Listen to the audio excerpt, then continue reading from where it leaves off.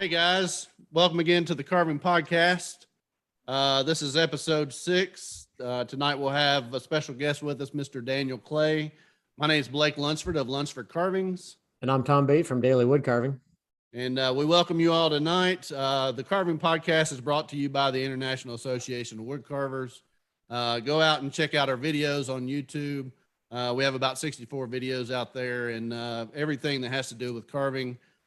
Tonight we have on a guest with us, Mr. Daniel Clay. He was on with us several months back. He's a chip carver from Knoxville, Tennessee. Daniel, thanks for joining us again tonight. We're happy to have you on, and I think you're the only chip carver we've had so far, so we look forward to talking to you. Well, I'm glad to be here. Thanks. Wanted to kick this off a little bit and maybe give us a little bit of history about chip carving, since we haven't really had a whole lot of people on that know a whole lot about chip carving. Tell us a little bit about the history of that. Well, I don't think that there is a definitive history of chip carving that I know of. I think that would be a hard thing to put together because it's something that people have done in some form for so long. I mean, there are carvings that, you could possibly classify as chip carving that happened before that term, for sure before the term chip carving ever was coined. But I think before it even took on a life of its own as a decorative surface carving style. So there are carvings on bones from 17,000 years ago. Wow. That if you saw them today in a piece of basswood, you would think, well, that, a chip carver did that, or they weren't, geometrical like a lot of chip carving patterns are, but they're by definition chip carvings because they're images, stylized images that were created by making one cut and then another cut to remove a chip, right? And so the shadow, the light casts a shadow on the chip, and it's a mark in the wood the way you would make marks on a piece of stone with charcoal or on a piece of paper with a brush or something like that. So as far as the history of chip carving, I think that, my sort of gut feeling about it is that it probably happened in the same way that other mark making did. But if somebody had a tool that could remove something from a surface, maybe they scratched first, maybe they scratched again. If you scratch enough times, you're going to remove a chip, essentially. Right. And so, that's kind of my armchair anthropologist's gut feeling about how chip carving probably started. But as far as definitive history, I'm not sure. There's a lot of you will see a lot of, especially in the introductions in older books, like books from the last 100 years, mentions of Scandinavia and Northern Europe. You'll see things like, chip carving originated in Scandinavia, or chip carving originated in Germany, or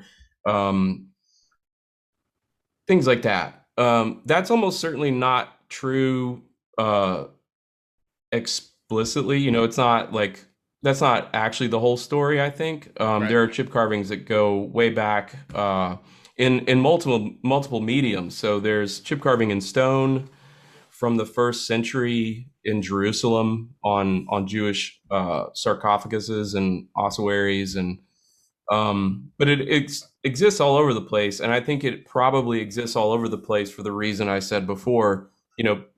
Humans decorate surfaces. It's just something that happens, and if the tool you have to do that with is a cutting tool and your material is wood, you're eventually just going to invent chip carving. I think if you struck chip carving from the historical record, it would be back, in a very short period of time. Someone would just eventually invent it, all over again. So someone would sit down and write their name in a picnic table, and there we go. We got chip carving all over again. Exactly.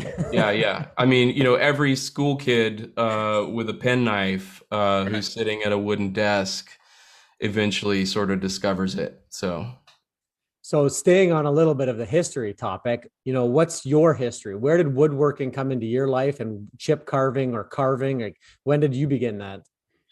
Yeah, I had a sort of a strange winding route to woodworking. I actually studied music in college. And after that, after college, I was a professional musician and guitar teacher for about 5 years. And I got burnt out pretty quickly on trying to make a living doing music. And it wasn't for me. And I decided, I was living in Atlanta at the time. And I had a friend who I worked with at a furniture finishing factory. I was already sort of like, I was kind of interested in woodworking, but it never had any real experience. And I was working at this weird little place that did faux finishing on like fake French country style furniture. And this guy that was working there, everyone that worked there had gone to the Art Institute of Atlanta, and one of their instructors, I learned this through stories, had moved up to Maine to teach boat building because he had been a woodworker his whole life. And so I heard about this place that sounded, just kind of magical. And I got in touch with them, and it was an apprenticeship program, and they took like 10 apprentices every year. And I applied and I got accepted. So the following year, I moved up to Maine and studied wooden boat building for a year. And that was my first sort of exposure to real woodworking, a mix of hand and power tool use. And boat building is a great introduction. It's a great survey of woodworking, really, because you're first of all, you're not doing anything with a straight line or virtually nothing. The thing you're building is curvilinear. You have to take into account the movement of wood, just because the thing you're making is going to be put in the water and taken out of the water over and over again. You learn some steam bending, you learn some joinery, you learn some compound angles, and how to cut those and how to lay them out. Like all that sort of like really basic traditional woodworking stuff, you learn it in boat building. And then also there were instructors there who were into green woodworking, spoons, bowls, all sorts of folk crafts. And I wasn't actually that interested in boat building per se. I was there because I had recently stopped playing music, and I wanted a reset, and I was interested in woodworking. And so for me, I treated it sort of like woodworking school, and I was in the shop every free moment I had, and constantly sort of harassing the instructors to show me stuff. And so that was my introduction. And when I was there, I learned some spoon carving and bowl carving from one of the instructors, named Kenneth Kortmeyer, who runs the Maine Coast Craft School now. They're really cool if you want to check them out. It's they have like an off the grid homestead and shop space, timber frame shop space that they built up in the woods in Maine. I also took a class when I was there with Bill Copperthwaite. I don't know if you're familiar with him. Bill passed away several years ago, but he wrote a book called A Handmade Life, which has a kind of a little cult following. I got into handcrafts and green woodworking and carving, and I always did that and all the other woodworking I could when I moved back from Maine, to the extent I could, but I wasn't a full-time woodworker. I actually ended up getting into a completely different field in video production. And then it was just a hobby until I guess around 2015 is when I decided to go full-time into woodworking. And I started a website. I started my company, Saturday Box Company, which is sort of on an indefinite hiatus. I'm sort of refiguring all that stuff out, whether it makes sense to, have a company, like a brand, or just operate as an independent artist, which seems like it kind of makes more sense for me now. So that's why if you follow me on Instagram, you may have noticed in the last 6 months, I changed my Instagram handle from Saturday Box Co to Daniel Clay. With my book coming out, it just seems to make a little more sense, instead of, people having to sort of do the detective work of figuring out, like, why is this guy with this handle? And it's like, you know what I mean? So, Right. yeah. So tell us a little bit about that. Tell us, we know you've transitioned over, so tell us kind of the things that you have going on now. I know we talked the other day about your Patreon page. You've got that coming up. You've got a new book. Just tell us a little bit about what you have going on since you've transitioned from Saturday Box Company to just Daniel Clay. I just realized I also didn't answer your question about how I got into chip carving at all, but I'll maybe in a bit. But so the content on the book is pretty much finished up. I'm waiting on drafts, layout drafts to look at that stuff, and we're in the final stages of editing it. Me and the publisher. The publishing company is called Blue Hills Press. They have a really awesome roster of artists. Danielle Rose Bird released her book about bowl carving on Blue Hills Press. Matthew Kinney has a couple books out on Blue Hills Press. Mark Spagnolo, the Wood Whisperer, has one that they released. So we're in the final stages of editing the book. And it looks like it's probably going to come out around January next year. That's the slated date anyway. So in the meantime, I am getting to all the stuff that I was not able to do when I was working on the book.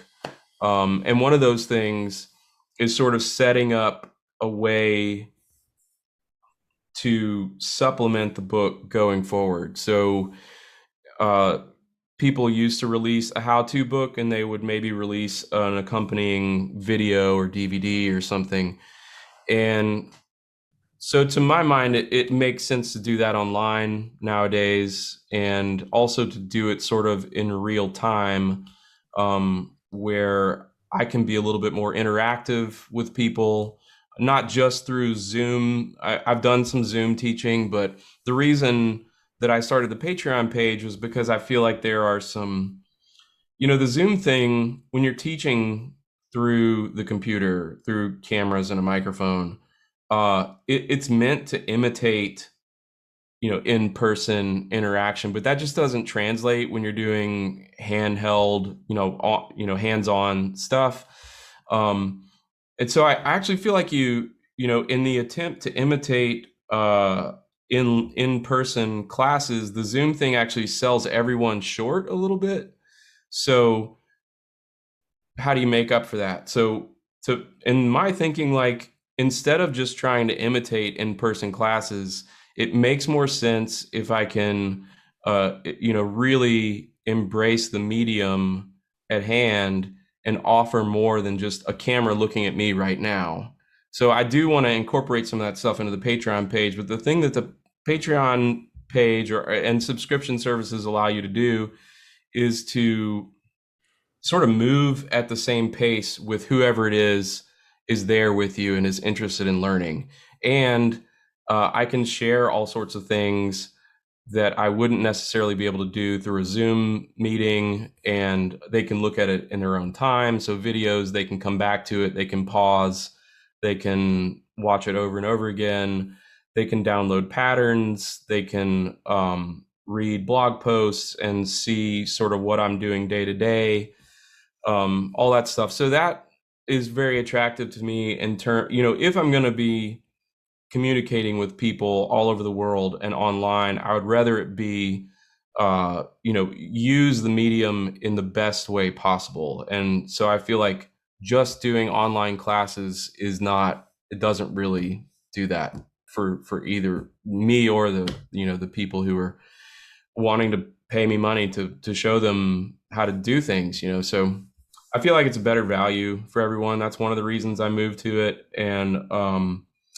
the other thing is, so building on that, with the book coming out, I want to do videos for the whole book and for each project in the book, and starting with like the really nuts and bolts stuff, like what kind of, and I've started a little bit of that already. I can't get too far ahead right now. I want to sort of pace it with the book coming out, but how to choose a chip carving knife for the style of chip carving that I teach. I'm working on a video of how to sharpen a new chip carving knife, assuming that not everyone has a Tormek or a wheel grinder or things like that. Like you can spend $60 on sharpening film and a flat surface and a strop and some strop compound and get to the point where you can do really fine work with also like a very inexpensive knife. So that kind of thing, I'll start there. And then, when the book comes out, eventually go through everything, the practice boards, basics of technique, all the beginner projects in the book, lettering, freehand carving, the more traditional stuff. So yeah, I just felt like I needed a way to do that allowed people to get the most out of, if I'm going to sit down and make a video, I don't have the capital to do an entire video course up front, but this way I can release a video, talk to the people who are subscribing, answer emails, they can show me their work. I can address it in another video and say like, so-and-so sent me this piece and it makes me, and this actually just happened, I have to, make a post about this. It made me realize that I didn't, cover this one thing that well. And so this is how you handle this. And so like that kind of feedback that you get with a more real-time dynamic interaction, I think it's not the same as in-person classes, but it's better than just like, okay, we're on this Zoom call for 4 hours and you've got this amount of time to get what you can out of me, and I can't possibly address all of you, and I can't possibly do it all through a computer in this period of time. So yeah, so that's kind of what I'm focusing on now is how to go forward. So I think yesterday we were talking about people buying books. You're a beginner, you're getting into chip carving, and you mentioned Wayne Barton and others who have written books. And you were talking about how you want to make your book stand alone from other chip carving books. What's your process for coming up with new designs to put in your book that haven't been done before? Like, is there a certain way you look at things, or? Yeah, I mean that's a good question. Yeah, so I learned out of Wayne Barton's books initially, and I got several of them, and I worked my way through a lot of what was in there, and I'm pretty voracious in terms of like seeking out information about whatever I'm into. So from there, I just started looking for older and older books. And they're I don't know, there's probably 10 or 20, possibly even more, books that are chip carving manuals from the last 100 years. And then going back before that, there's even more, sort of sections in books about chip carving or that mention something like chip carving. And so, yeah, I didn't want to repeat what's already been out there, but there is a certain amount of information that people need in order to have any success at all. So you do end up repeating some information. As far as the patterns go, some of what I have for the beginner projects are variations on traditional things. Some of them are pretty traditional. I get inspiration from all over the place. I'm not sure how I came up with all of the patterns. Now I'm trying to think of which ones are the beginner projects. So I have it built. I have those first few chapters of the book built in the same way that I run in-person classes. When I do in-person classes, we do, basics about technique, and then we go through a practice board where you are putting the technique to use in a repetitive way. And so in that way, chip carving is a little bit like calligraphy or learning to write in cursive or something. There's a certain amount of muscle memory that's necessary in order to gain any facility with a knife. And that is best done through repetition. And so there are a number of very simple basic shapes, and a lot of chip carving, once you know what to look for, you're going to see the same variations of the same several shapes over and over again in different configurations. So I start with basic shapes. They get a little more complex. They get, by the end of the practice board, you're carving border patterns essentially. And then with the first projects, I reiterate a lot of those shapes, but in a different context. And so a lot of the first project patterns that are in the book are patterns that I came up with to put those basic shapes that you've just learned into application. But there's something different about carving something that you intend to be a finished piece versus a practice board.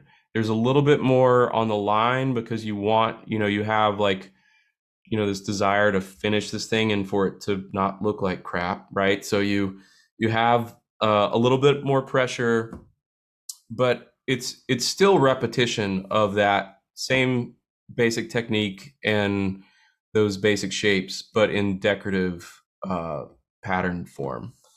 So, but yeah, a lot of those are influenced by, I don't know if I have something, I'm not sure if I have anything from those. Well, I have this. So this is, you can see this.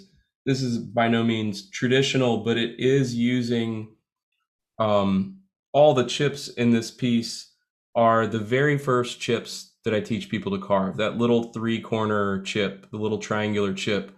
And the reason I start with that is because the entire technique is encapsulated in learning to remove that little 3-corner that little triangular chip.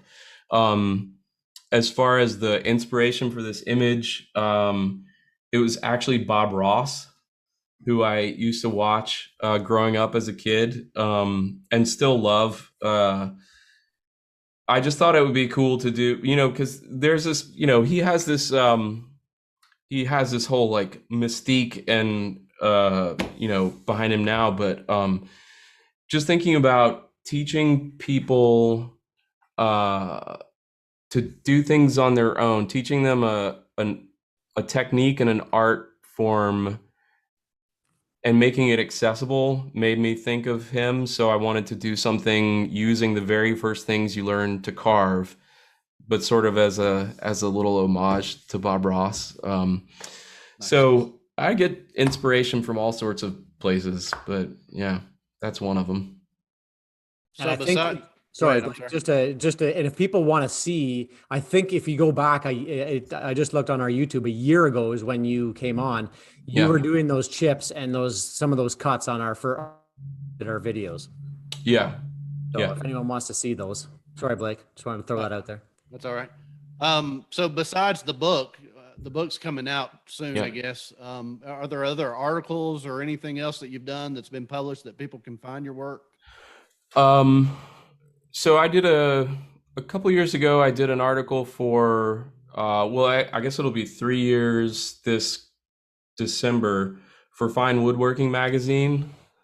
That's a good one. That's a good primer, actually. Even as I reiterated a lot of that information that's in the article in the first couple chapters of the book. But the article is called Start Chip Carving.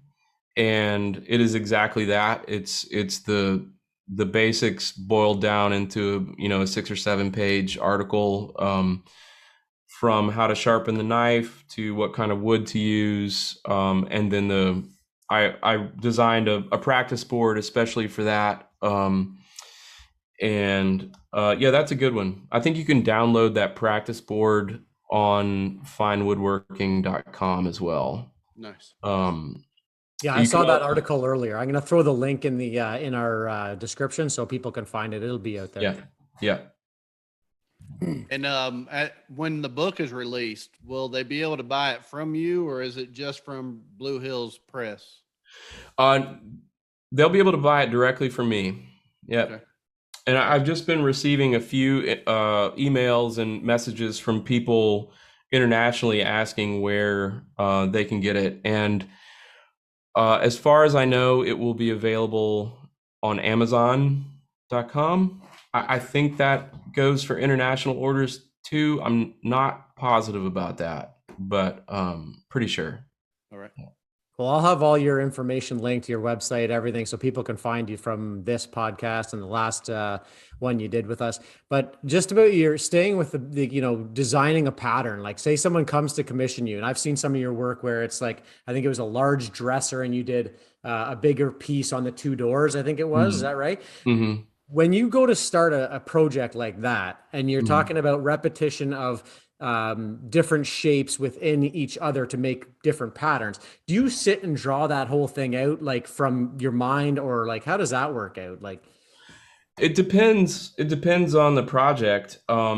With that one, I know exactly which piece you're talking about. I designed that on a computer in Adobe Illustrator, and that was so after talking with the people who commissioned that piece, they were redesigning their whole house, and they had hired someone to paint a mural in their dining room that was extremely like almost psychedelic, geometric, like lots of colors, lots of triangles and geometric shapes, and they wanted something not totally matching that or copying it, but something that complemented it, that was going to be in their master bathroom. So that was a bathroom vanity. Like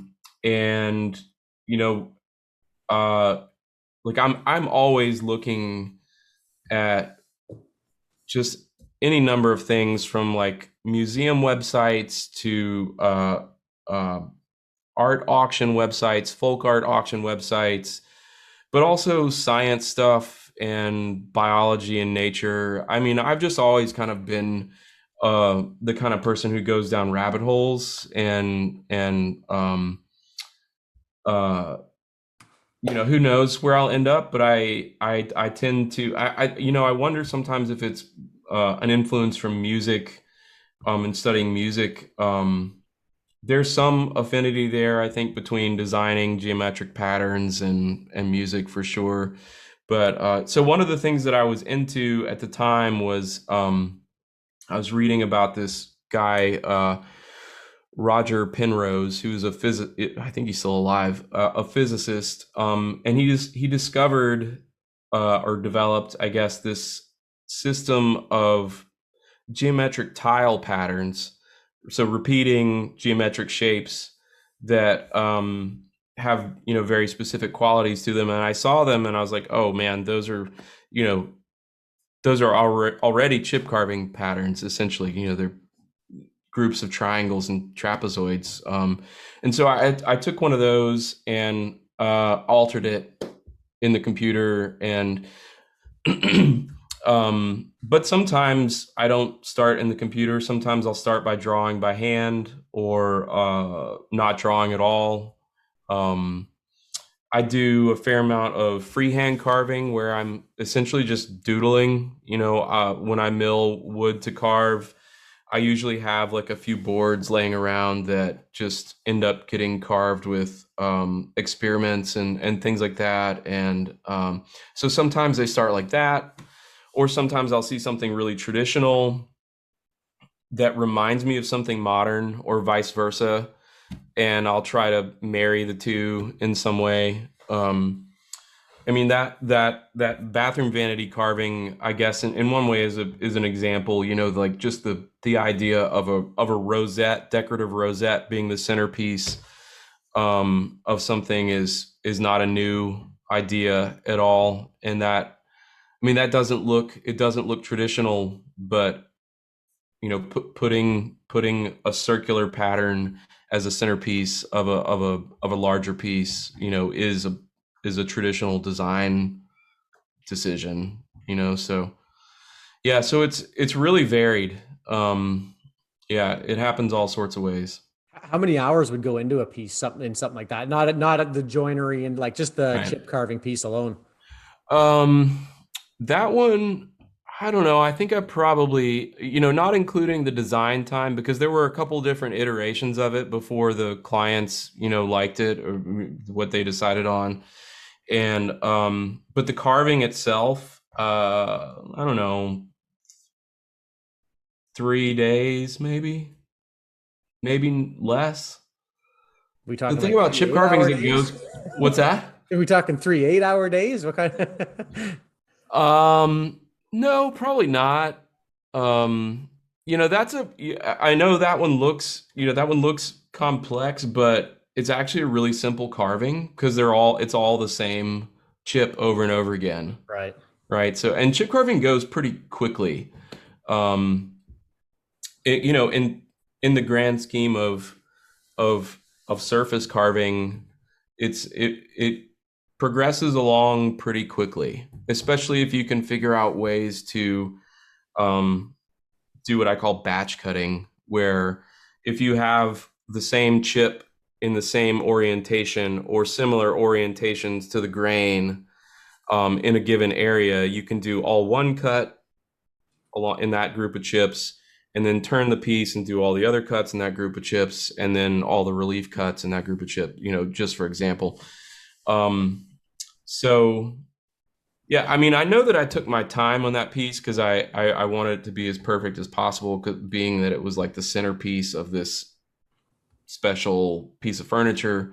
Um, but I don't think it took longer than 3 days, something like that. It was the design work getting to that point was the time consuming part. Yeah. So, Daniel, tell us from a business owner standpoint and being a carver, how does that look for you? Like, how do you find the business? How does it sustain you? I know you talked about the shared space that you're using now.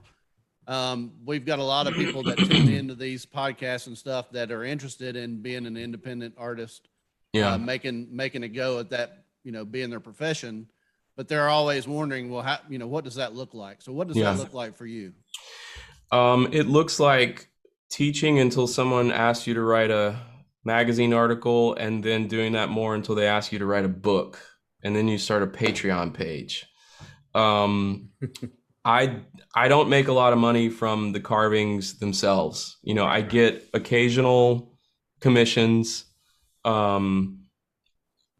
Sometimes a commission for carving on a piece of furniture or something like that.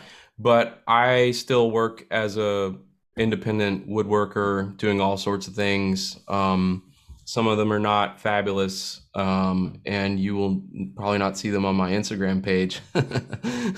But yeah, commission furniture. I've done like a really wide variety of woodworking and design stuff.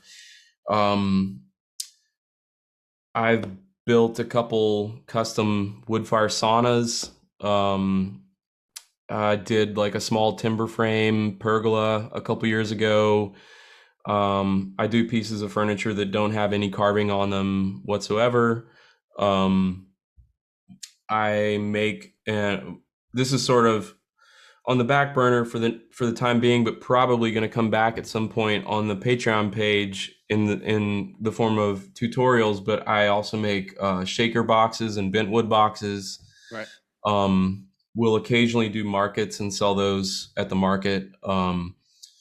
Yeah, before the pandemic, I was traveling and teaching a lot. So yeah, I mean, it's in that way, it's pretty similar to life as a professional musician. The difference is that I've been doing woodworking for a long time now, and I don't feel burnt out the way I did with music. I think it fits my personality a little bit better, and I like the fact that you can sort of quantify what it is you're doing for somebody and set the price, and that makes a lot more sense to me than trying to make money from doing something intangible like music. I mean, the thing about being a musician is you end up doing very analogous things. You teach, you do studio sessions, you play for churches, you play in show bands. There are people now who, all they do is write uh, royalty-free music, and you sell that for people who are making videos or online content.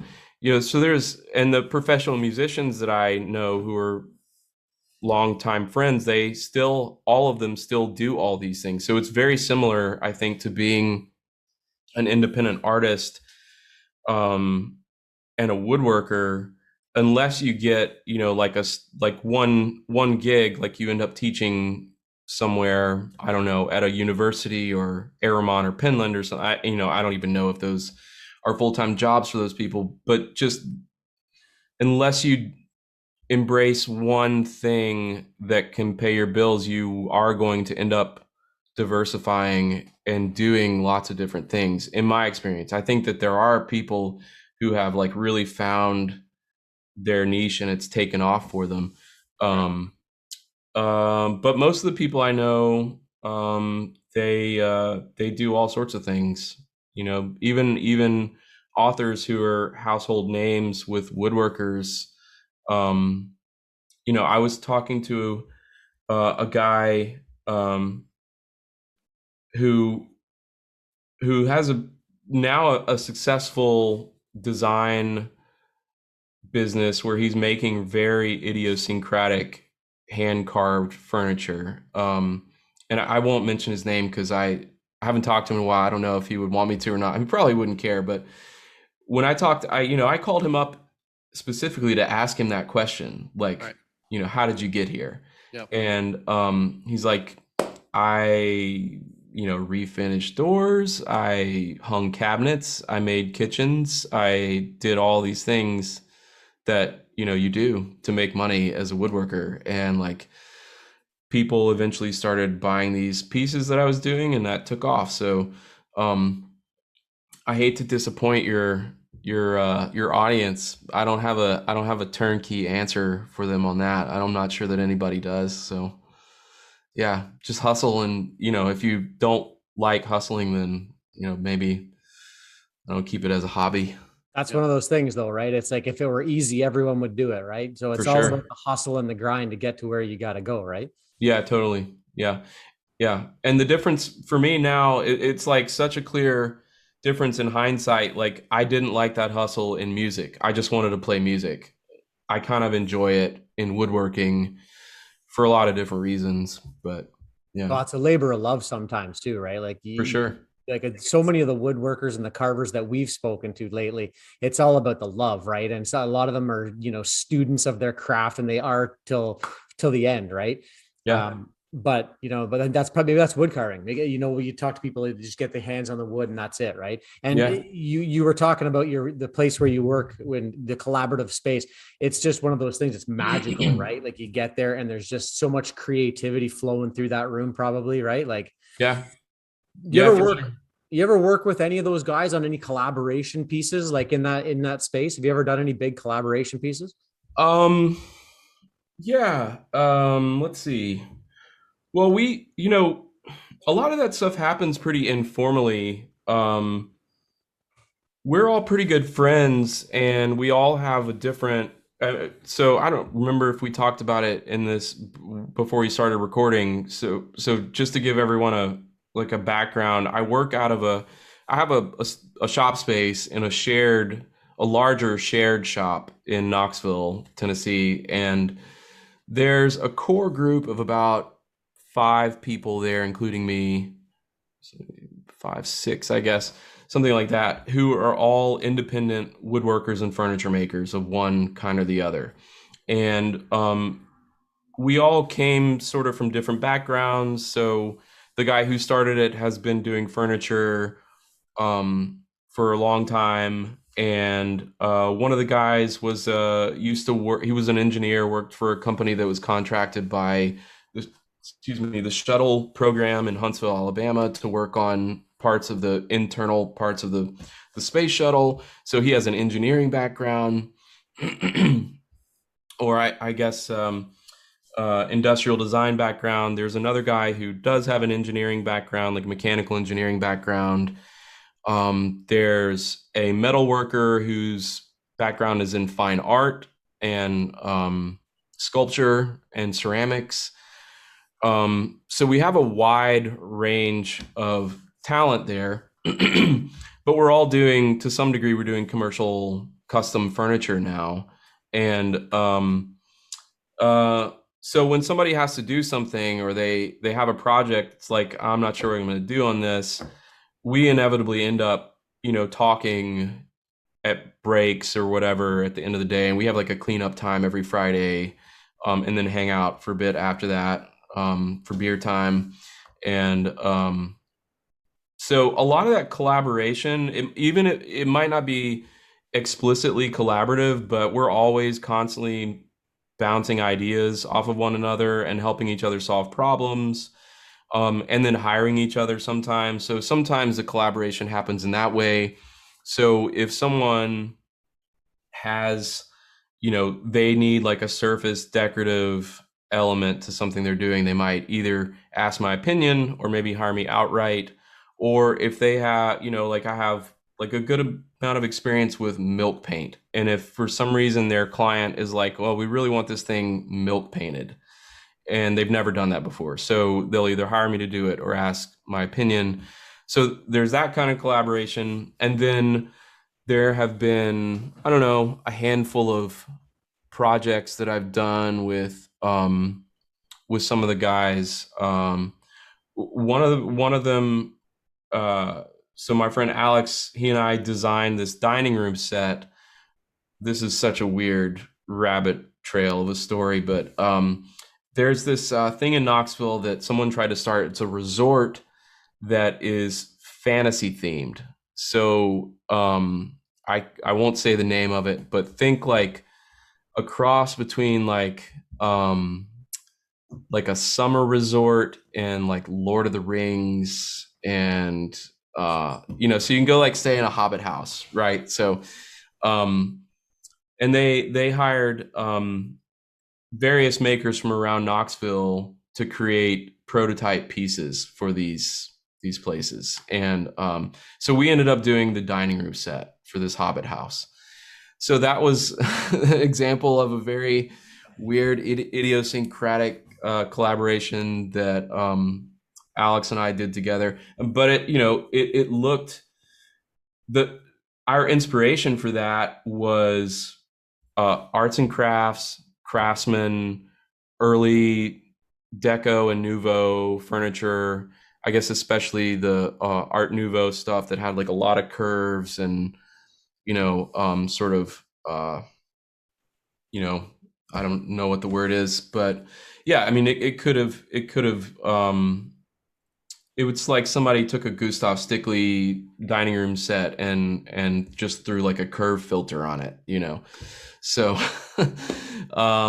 yeah, we get to do interesting things sometimes. We're all doing we all have bits and pieces of this one large commission for something happening here in Knoxville. And so, yeah, it's definitely an all boats rise with the tide situation, where if I don't have work, somebody else does. And sometimes we get work as a group and divvy it up, and which piece makes the most sense for you. Like, I want that piece, or I want this selection of pieces. Yeah, so it's been really good. It's definitely one of the coolest things in Knoxville right now. And I think that, Knoxville's moniker is the Maker City. Do you know about this? Oh yeah. Yeah. So Blake's in Tennessee. So hopefully we have the reputation of being that a place where, you know, handmade stuff comes from. Right. But as far as that, like, Able Trade is the name of the shop. I think it's the coolest thing going right now. It's new, you know, we only opened up like last July. So I think that, you know, if you ever come through Knoxville as a woodworker or maker of any kind in the future, we will definitely be a presence here, and I'm really happy to be involved with it. Is it all commission work, Daniel, or do you all have a storefront too, where you make stuff just when you have downtime and put it out there for people to buy? We don't have a storefront, not yet anyway. There's been talk of doing some sort of gallery, sort of like that, like a showcase room. Right now it's all, you know, just everyone sort of works as an individual and contracts each other for help. And most of our word really just comes through the grapevine, just word of mouth. And occasionally, I think, you know, I'm the one who's probably the most on social media. So I get work through Instagram. People will ask me to, I get a lot of emails for, you know, can you carve this? I got an email a while back for someone wanted a hand carved plaque that was like it would have been a solid week of work. I mean, it was 175 words. It would have been like 2 feet by 3 feet, and I think they decided that they couldn't really afford to have a hand carved plaque that large. Right. I get all sorts of emails from people all the time. So yeah, sometimes I end up doing carvings. Sometimes I end up doing coffee tables. Sometimes I end up doing saunas. It's all over the place, really. Yeah. Yeah. Well, it sounds like your time's pretty full, but Yeah. in your downtime, in your off time, what's a hobby that, you know, keeps you busy other than the woodworking life? Photography. Nice. Yeah. I mean, I did all the photography in the book, and I used to work in video production. So that's another reason that the Patreon thing made a lot of sense to me, is because I have the experience and a lot of the gear to be able to produce pretty high quality video content. And I also grew up, my dad is a photographer, so I grew up around dark rooms and cameras. Like, my first job was reloading cameras when they still used film. And so yeah, if I'm on vacation, I have my camera out like all the time, probably to everyone's annoyance. But yeah, I take a lot of photographs. I have to say, you do have one of the cleanest Instagram pages out there. Like, your photography is amazing, and you did a beautiful Instagram page. Oh, thank you. Thank you. Yeah, let's ask about that real quick. So somebody that wants to do better with their photographs, that's a carver. Let's say Yeah. carver. What would you recommend for somebody, you know, to make sure that their pictures look, you know, the best that they can look for, you know, just somebody as a hobbyist? So if you're not going to go, so if you want to use your phone, which you can do these days because the cameras on the phones are so good and getting so much better. I would say you really just need to look at a lot of good photography and think about, I know this sounds like an obvious answer, but think about what makes it good. Think about what makes it not only technically good, like but a strong composition. Because even if the quality of, I would say, if you're going to focus on any one thing, focus on the composition more than the technical aspects of the photography. Because in, you know, with the phones, they designed them so that they do a lot of the work for you, right? So if you can take advantage of that and add to that a good composition, I think you're going to be ahead of the game, right? So there's a lot that goes into the technical aspects of photography. It's not that, if you can learn to carve, you can learn to take a decent photograph. You can learn to, let me put it this way, you can learn to operate a camera. You can learn the technical aspects of it. All of the information out there about like the basics of how photography works, it's all available online the same way carving information is. You can learn how to carve figures and chip carving and stuff. It's all out there online one way or the other. Maybe you find somebody that, has a course and you pay a little bit of money and you take the course, or you sign up on lynda.com and learn how to use the photo editing software like Photoshop or something like that. So all that stuff is out there. But you can't make up for a bad composition. No amount of like tweaking in Photoshop is gonna fix a bad composition. So look at good photographs, figure out why they're good, why you like them. There's also a lot of information out there about like the art of composing an image. There are tricks and rules strictly for image composition. Forget about whether the photograph is technically good or not. There are concepts that work, whether it's film, whether it's video, whether it's a painting, like all of these things. There are, just ways that people's brains work that translate to, if an image is set up in this particular way, it's going to grab your attention, or it's going to send your attention where you want it. So yeah, I would say focus on composition. Gotcha. Yeah. Another one of the great things, I mean, it may not work for bigger pieces like, that cabinet that you made, but like, for us and the people that listen to more of our podcast, the caricature carvers, the smaller carvers, a $30-$40 light box on Amazon, makes a world of a difference. Cause I would give me a camera and a background and I'll find a way to screw it up. Right. So my wife, buys me this nice little, I think it's a foot or maybe 16-inch by 16-inch, light box. And what a difference, it'll make. Yeah, totally. Yeah. Lighting is a big problem. I think for a lot of woodworker photographers, figuring out how to light things and what to put it in front of, that kind of thing. Experiment a lot. I would even go so far as to say like, take one of your carvings, find somebody online who you think has like really awesome photos, and just try to copy their photo. Don't copy it and then post it. I don't mean copy in that way, but like you can learn a lot just by emulating people, right? So, I mean, carvers and woodworkers have been doing that forever. All artists have to some degree. So yeah, if you can, try to copy someone's lighting just to learn how it was done, I think that's not a bad idea.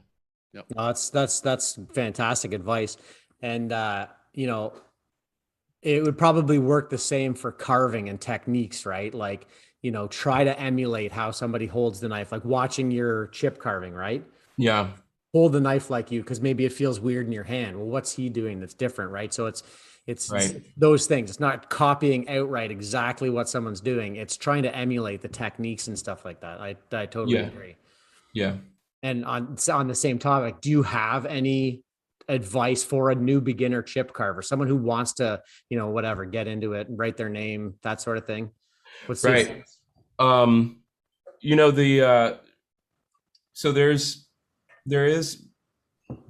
So I teach Swiss style chip carving, and that's a particular technical method of chip carving. There's a lot of different ways to chip carve.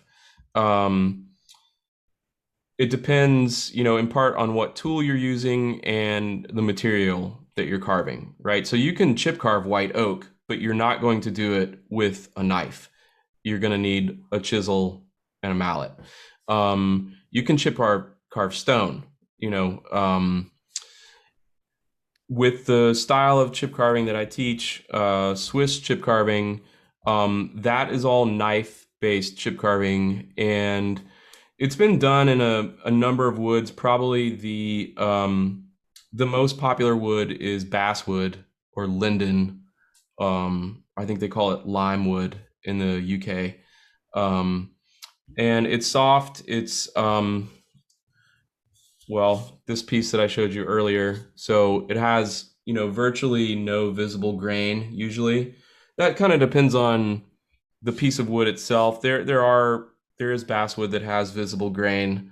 Depends on where it comes from and how fast it grew and everything. So for the beginners though, if you really want to learn to chip carve, I would say that the thing that you might want to focus on as much as the carving technique itself is learning how to sharpen your knife. I get emails and messages from people a lot with examples of their work asking me, what they think I can do or what I think they can do to improve it. And I almost always recognize evidence of the knife not being sharp enough in one way or the other. So I can get really specific if you want. Yeah, sure. Let me grab a knife. This break is brought to you by chip carving. So this is a Swiss style chip carving knife. And so there are the design of this knife works hand in hand with the Swiss chip carving method. The blade, you'll see the edge is perfectly straight and the point is extremely sharp, so needle sharp. And the back of the blade arches down to the point, and the edge of the blade is set at a slight angle to the handle.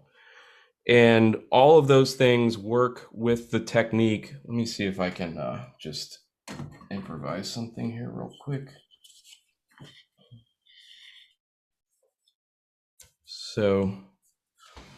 So there are standard grips with Swiss style chip carving. There are two basic grips. You have first position and you have second position. You'll notice that I flipped the board around when I did that. And the reason is that because first and second position mirror one another. So if you can see the blade here, you'll see that the blade is at an angle to the surface of the wood. So in first position, it's at X angle, whatever angle that is.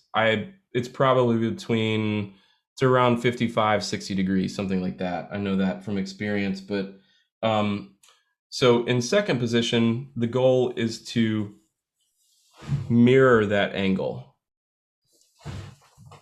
All right, so I have my fingers wrapped around the handle and the side of my thumb is planted on the handle, and my thumb goes down on the workpiece. And now my arm acts like a lever. My thumb acts as a fulcrum, and I lift the lever and the blade goes into the wood. So all of this power of your arm is transferred via the fulcrum of your thumb down into the blade, which allows you to make these pretty powerful plunge cuts. All right, so for the second position, I can turn. Well, I'm not sure if I can get to the right angle there, but I'm going to rotate the piece and switch to second position. And now my knuckle acts as that fulcrum, and I'm holding the knife with my thumb on the back of the blade to mirror that angle, right? So, but the same thing, I lift my arm, my shoulder, my elbow come up a little bit, and that translates down into a plunge cut at that mirror image angle. And to get those chips out, I come back to the first position and cut that final line in the chip. So that is that's the basic technique. And you can see how this knife, let's clean up a little bit. Not that it matters because no one's seeing this up close, but so you can see how the design of this knife is specially tailored for that technique. And that Swiss style technical method is extremely versatile. It's extremely safe because you always have a thumb or knuckle planted on the material, the workpiece. You're not, so the Wayne Barton, for instance, suggests that you carve in your lap, right? So you can do that. I mean, people still do that. I don't do that. I work on a table.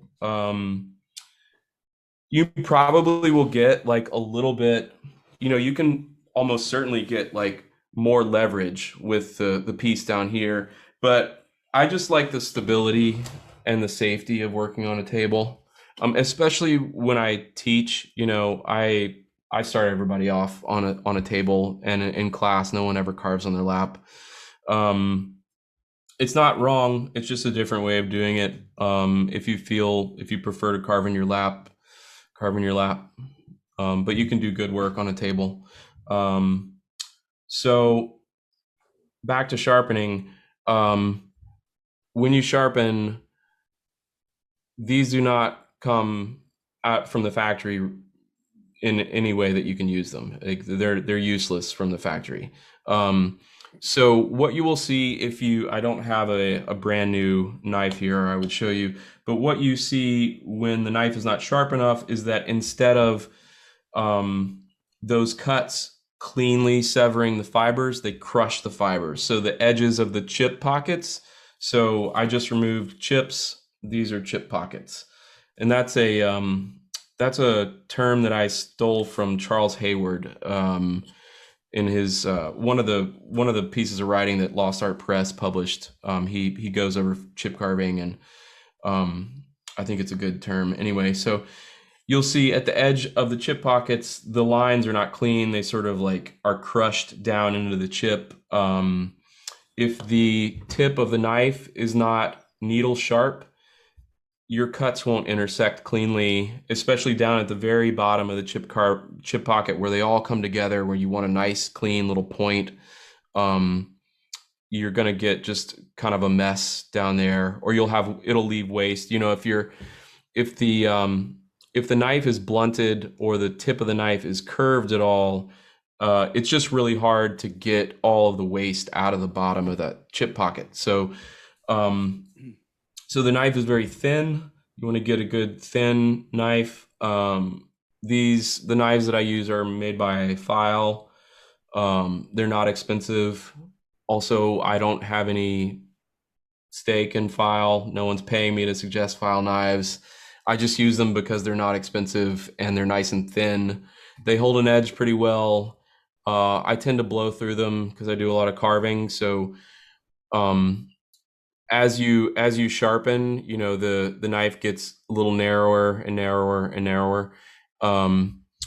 But I sharpen them with just regular flat diamond stones and sharpening film, and try to keep the blade perfectly straight, because that is how you will get nice, clean, flat facets. If your blade is curved, it's not going to predictably cut a flat facet. And with chip carving, the sort of hallmark is this geometric look where everything is very regular and regimented. In a lot of chip carving anyway. So the main thing is that having a perfectly straight blade with a needle sharp point allows you to get really predictable, repeatable results.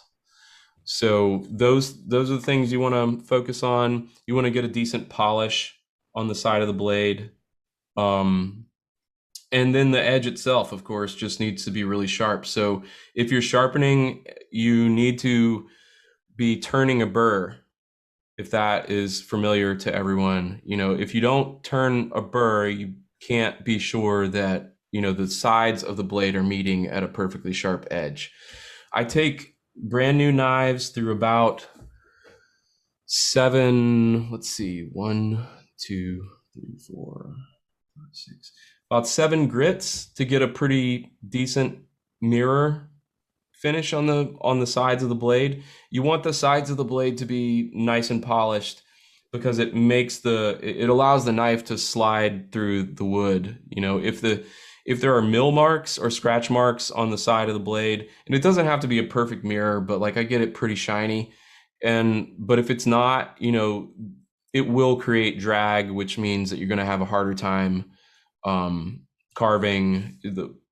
It's going to be less enjoyable. You're going to get less, you're going to get poor results. So yeah, learning to get the knife sharp is a big learning curve, I think, for beginners. But it's kind of one of the most important things. I would say it's even more important at first than your technique being great, So when I do classes, I have, a bunch of these knives, and I start student, even if they have brought their own knife to sharpen it in class, I start students out with a knife that I've already sharpened, because I just know how frustrating it can be if you're not, if you pay money for a class, you don't want to, like, you want to get into carving, like, and I also want to get them carving as quickly as possible. So, they end up using my knives usually, unless they're just dead set, like, no, I have this brand new knife, I want to learn how to sharpen it before I learn to carve.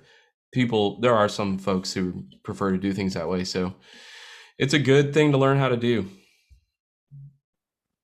And like you said, or like we talked about earlier, all that's on Patreon, right? So you have detailed steps as far as people can learn to sharpen out there. I don't have a complete sharpening video up yet. I have one video up about how to choose sharpening gear. I have another video that I'm working on that should be coming out sometime in October about my whole process. It's taken me a while to get it out because it's going to be a long one, just because I'm going to go through the entire process painstakingly about like exactly what I do. And yeah, I hope that helps folks, because it is one of the things that people ask about the most, and it's also one of the things that I recognize when I see people's carvings that would help them. Yeah, and that's in all aspects of carving. I mean, the way that you sharpen in the videos that I've seen that you post on Instagram, caricature carvers go through the same process, and it's probably one of the biggest frustrations that carvers go through is trying to figure out how to keep that knife sharp. Yeah, and they get better results when it's sharp. I mean, it's totally fact. So yeah, I think that would be very beneficial for anybody to see, whether it be chip carving, caricature carving, whatever, is to see how you go through that process. Yeah, I think so. I think it's the learning curve is almost, it's not just the how-to, it's even knowing what sharp means. Right. Like, until you carve with a really sharp knife, like I see it in people's, I see this aha moment sometimes with people. If they are carving with a knife, and then I'm like, okay, try this knife. And it's like, oh, that's a sharp knife. Yeah. Right. So, yeah. All right. Well, listen, we appreciate your time. We appreciate your knowledge. Tell everybody where they can get a hold of you. The best place is probably Instagram. I think it's just instagram.com/Daniel Clay. You can find me. My username is @DanielClay. That's a good place if you want to see more of my work. Obviously, I would love for everyone to check out the Patreon.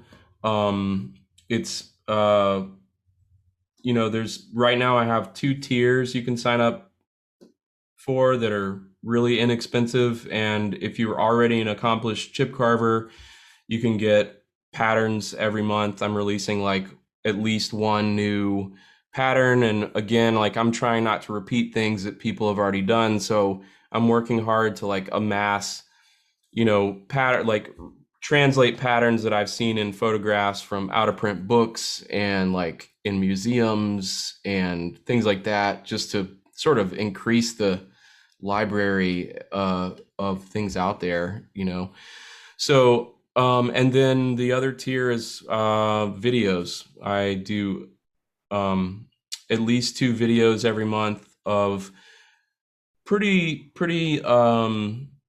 specific tutorial topics. So, the latest one I did was how to alter your grip, the grip on your knife, in order to carve large chips at a lower angle.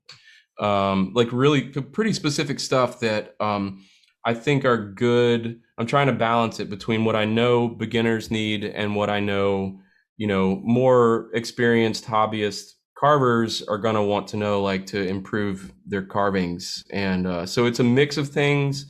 I think that everyone of any level can get something out of it.